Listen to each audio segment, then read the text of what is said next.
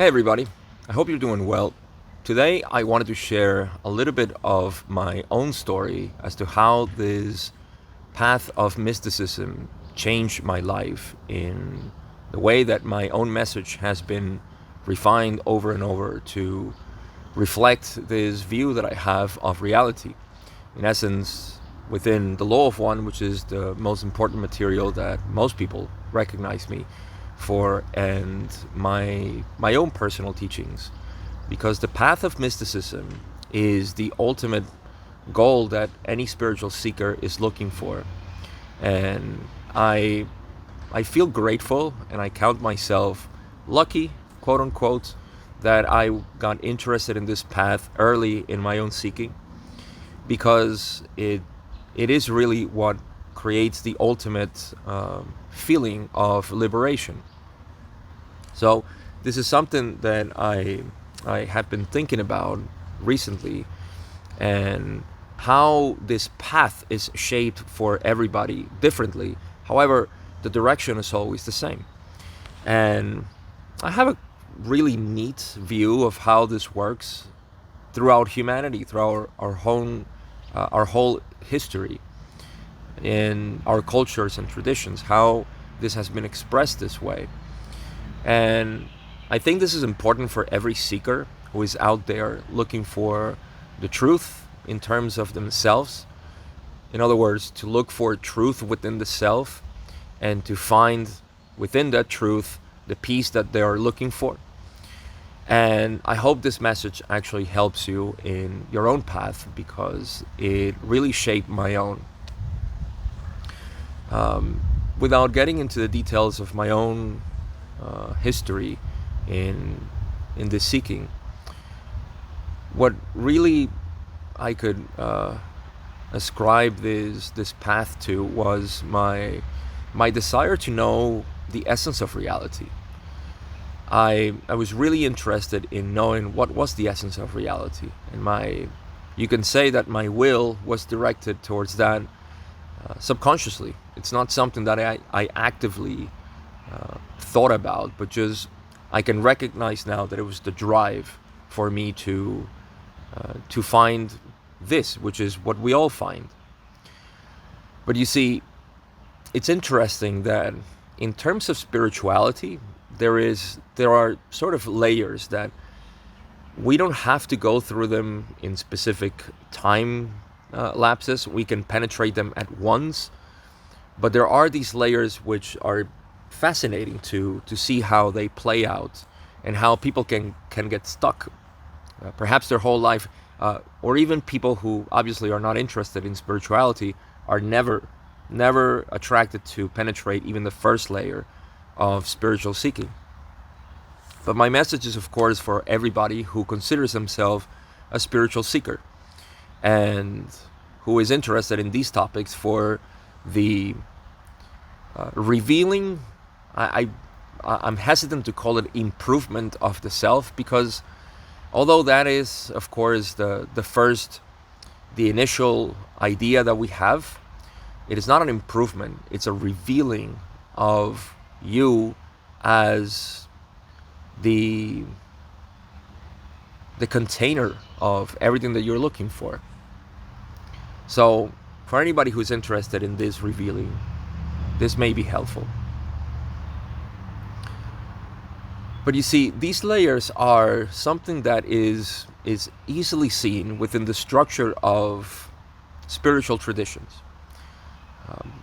More than half of the population, way more than half, I would say 75% of the population, can be at least associated with 3 or 4 major spiritual beliefs. That would be, of course, Christianity, Islam, Hinduism. Those 3 take the biggest chunk. And so we can call these religions, although Hinduism is not really a religion, but we can call it that. It's more of a culture. But let's just call them religion and put them in that box. And this is the first approach that anybody in their culture, what they have available for spiritual seeking. And There are others, of course. There's Judaism, Buddhism, Taoism, and other minor ones. But they're all derived from these belief systems. It's just fascinating that these are the major religions that exist, and of course the first layer in which we get into spirituality.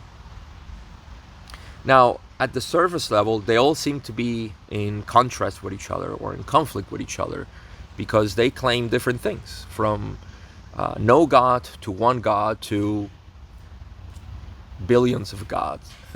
Just everything is God. Yeah, you can have a multiplicity of gods, like in the Hindu tradition, or no God in the Buddhist terms, or one God, like the Islam or Christians. You see, so, and their postulates are different too. The things they say about how we should approach this divinity. But this is one layer. This is just a surface area that we start to touch on. Sometimes some of us get repelled by it because of the very strong religious language that it has, and many of the negative connotations that we're used to. So we get discouraged. But nonetheless, they are an entrance tier, if you will. And after that, there is another layer, which is the mystical side of these religions. From here, you get the mystic path of knowing. This is also called esoteric. Religion, or the surface level of religion, being the exoteric. And when we get into the mystic part of it, the esoteric side of it, we start to see a little bit more commonality within all of them. Although their methods of approaching it are different. Of course, we're still in the conceptual area of what studying spirituality is, or practicing spirituality. So the concepts and the practices are all going to vary. And that is understandable, because the moment we engage in some sort of spiritual teaching, learning, practice, or activity, we have to put a sort of limitation to it. And that's completely understandable. But no matter which route you take, you're going to approach the heart of all these religions, of all these mystic paths, which is the transcendent, that which cannot be named, can only be experienced. So you see, this is the mystical path, or at least this is the goal of the mystic. The goal of the spiritual seeker is to seek mysticism. So you see, a spiritual seeker is anybody who is interested in the outer knowledge, the exoteric knowledge of all these religions, of all the expressions that exist out of this realization. But you see, what's interesting is that we didn't approach, we didn't get into this knowledge from the outside in. We very little ponder upon this very important fact. And that is that there was one person, not just one person in general, but in any case, there is always one person, or many, which belong to a specific culture. But the mystic itself is the one that learns this through direct experience. Now, this is a very important point, because it is the mystic itself who learned this from its own experience, whether that be in a mountain or a temple, or in a community full of people, or in a concentration camp. It doesn't matter. That person realized this. This is the heart of the mystic. So it didn't come from a teaching. All teachings are actually sprouting out of the mystical realization of reality. So it really is from the inside out, from this transcendent view of the world, of the universe, where the rest stems out. You see, and that's why it gets diluted more and more as we get to the outer layers. Now, what is fascinating to me is that we we no longer belong to a society, or at least if you're watching this video, you don't belong to a specific religion, or at least you're looking at something different, because it becomes difficult to not only penetrate the outer layers of these religions, but also to get into their mystical traditions, because they're very secret and they're not available to everybody. You need to prove yourself to be able to enter these mystical teachings. So, of course, we're going to look for them outside now, outside of religion layers.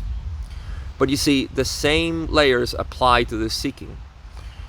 And in a sense, I have been seeing that because it's a natural way, it's not something that is a conspiracy of the mystics or spiritual leaders or something like that.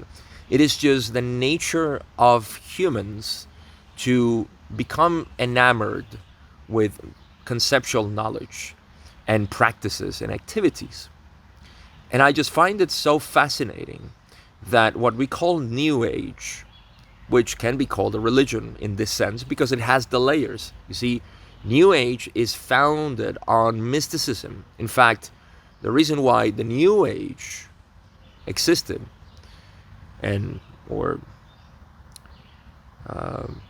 arose from the paradigms of religion and science is because mystics started to talk about this and said, you don't need to go into all of these religions or any of them. You can realize this now. So in a way, mystics in the West started talking about this new idea of you being able to realize this on your own. But the nature of the mind is to grab all these concepts now, and this is what, in my mind, makes up the New Age movement, or it's not a movement created by anybody, but it's just an inertia that is happening, in that we are learning more and more some practices and activities and teachings of different groups, from occultism all the way to Hinduism. And so the first layer is now available to every spiritual seeker that goes into the temple of the internet. And all of this is available for us to explore. Now, I've been talking about this because I myself, that was my entering level. My entry level was to get into all of these practices, not all of them, but a certain group of them, which I thought, and I was told they were a way to purify the body and the mind and the heart and all this. And so I won't mention all of them that exist, but you have your own list of practices and teachings and materials and books and leaders and gurus that you follow and so on. But these are out there. These represent the outer layer, what I would call the religion of New Age, which is not a religion founded on anything, but just open. And I'm just saying it for the sake of maintaining the example that I gave before of the approach of religions, because religions are a structure. New Age, we can call it just a loose amount of information, but it does have those layers as well.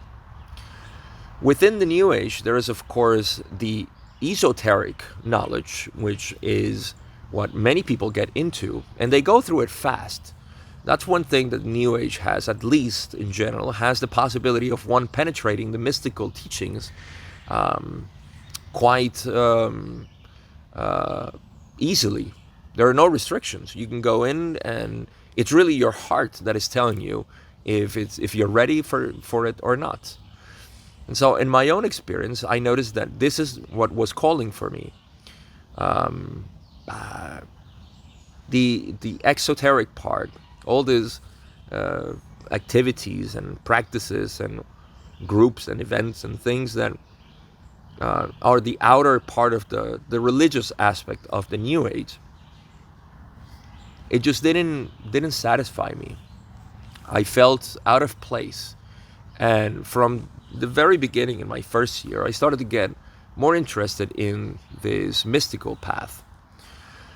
Well, two things shaped my own my own progression, which were, as you know, the law of one as a material that explains cohesively most of these metaphysical phenomenon that we know on reality. And then on the other hand, non-duality, which shaped my own view experientially of the world, direct experience, which is something that is lacking in the law of one.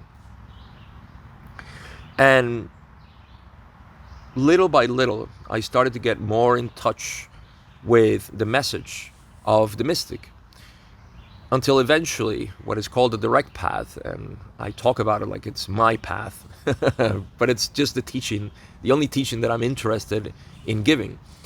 The direct path was the last nail in the coffin for my, there's so much symbology here, Egyptian symbology.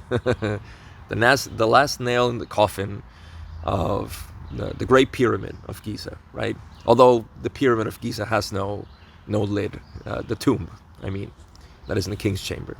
But I digress. The point is that this last nail in the coffin for me was what caused this wall. I found the wall of the mystical path, which is the self, pure consciousness. And once you meet that, there is no necessity for more concepts.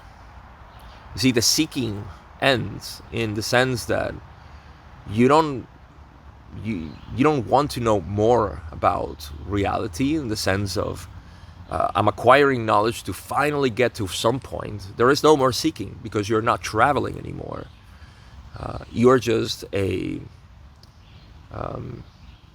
you're a passenger of life. You see, it changes. This is just a metaphorical way of talking about it, but you simply stop this necessity for looking for information which is going to cause this enlightenment of what I'm looking for, because you find it. And so we get to the center of these outer layers that go deeper and deeper into the center, the heart of mysticism, which is pure experience, pure being, direct experience of life. And from there you begin to see how all spiritual teachings in fact derived the knowledge from this unexplainable part. You see, all mystical traditions talk about this essence of reality. They call it God, Allah, Brahman, the self or no self, the Tao. It doesn't matter what name we give it. They all say that it's not enough. En Sof in Judaism, it's amazing how all of them, and I mentioned just the major ones, but all of them coincide in the fact that this cannot be named. There is no concept for it. And the beauty of it is not, this is where the intellectual mind has a problem, because once it reaches that level, it says, well, if there's nothing for me to learn, then I might as well just turn around and leave, because, all right, I know that's God, that's the essence, but I'm looking for information, damn it. So the intellectual mind gets frustrated at this point. But that's the key. You see, you need to let the intellect frustrated. Let it be frustrated till the point that you, in this frustration, you see the background of it. And that background is the nothingness, the unknown, the self, the unnameable, the undescribable. And living from there, which is really what I wanted to share, at that point in my realization, there is no me who did things, but everything that I knew started to get a new, almost like at night you have a pretty good view with the little light that you have, and this metaphor is just not so appropriate, but you have a good cognition of what's around you. But when the light of the day starts shining, nothing can hide from it, and everything reveals for what it is. Something similar started to happen in my own path, or my own knowledge, my own knowing of reality. And this started informing from a very pure perspective everything that I knew. and it continues to do so. I'm describing it as a point in which I reached, but my life has changed in the sense that everything is informed by this. There's nothing in my life that cannot be, I would say, painted with this knowledge, with this knowing, which is not a knowledge, it's not a conceptual knowledge, it's a non-conceptual knowing that paints your reality. And one of the most beautiful things that is taken out of this is that nothing gives you peace. You are peace already. That's why you don't seek for anything in particular to give you some peace of mind or some quiet space. You are the essence of it, and it's with you. Now, there are so many things that I can talk about here, which is the process in which you now decondition the mind, which I have been talking about in this channel, in these free format videos that I've been recording recently. But all of this is the structure, or this is the base, this is the foundation. You see, or as Ra would say, the architrave of the structure.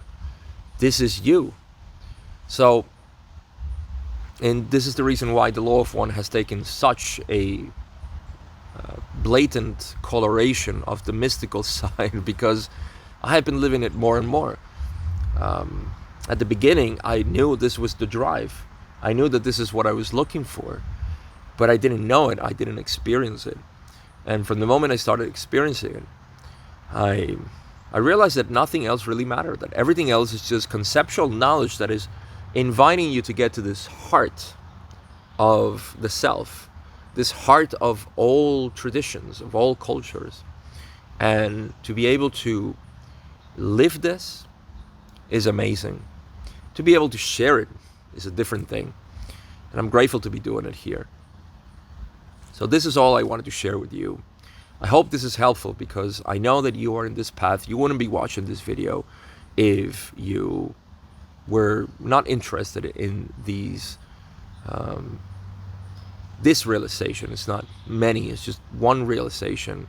And like I said, there's only one direction. It doesn't matter where you come from, if it's from a religious tradition or belief system, or if it's from the New Age, which I came from. There's layers of the New Age in which there is just a plethora of information and you have no idea where you go.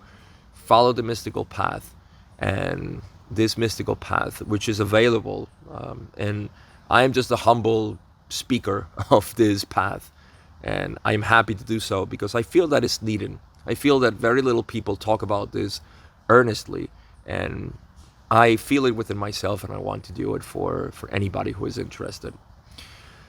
So this is a good bridge, of course, to tell you thank you for simply watching or listening to this. If you want to be of more support, I have in the description below ways in which you can contribute to me continuing to give this message in different ways. You can check my course there, my Patreon if you want to join and get closer to this community that I am building, in which I'm talking more about this stuff. Links, as always, in the description. Again, I'm grateful for you to be able to listen to all of this, to be interested in this path, and with nothing else to say, take good care of yourself, and I'll see you in the next one.